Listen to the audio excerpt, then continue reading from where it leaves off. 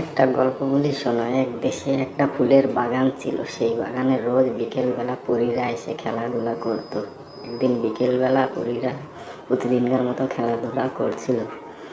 করতে করতে তার মধ্যে থেকে একটা পরীর পায়ে পাথরে আটকে যায় এবং সে আর আকাশে ফেরত যেতে পারে না।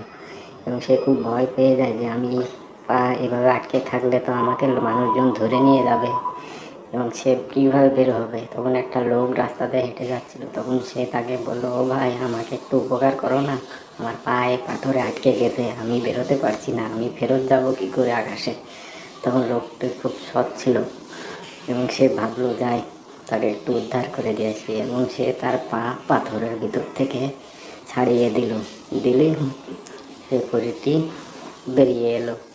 এসে পরীটি খুব খুশি হলো। খুশি হয়ে বলল, বলো তুমি তোমার অনেক বড় উপকার করেছো, কী চাও বলো।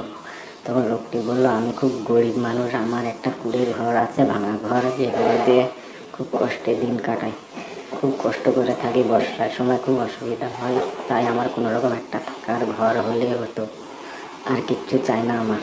তখন পরীটি বলল, ঠিক আছে, তুমি বাসায় ফিরে যাও, আমি তোমার ঘরটিকে পাকা ঘর বানিয়ে দিয়েছি, যাও গিয়ে দেখো। তখন লোকটি বলল যে আচ্ছা ঠিক আছে বলে লোকটি তার বাসার দিকে ফিরে চলে গেল এবং পরীটি তার আকাশে উড়ে চলে গেল।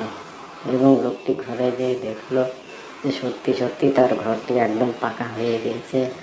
এবং তার বউ তার কাছে ছুটে এসে সব কিছু খুলে বলে যে, ওগো দেখছো আমাদের ঘরটা কীভাবে কে যেন পাকা করে দিয়েছে।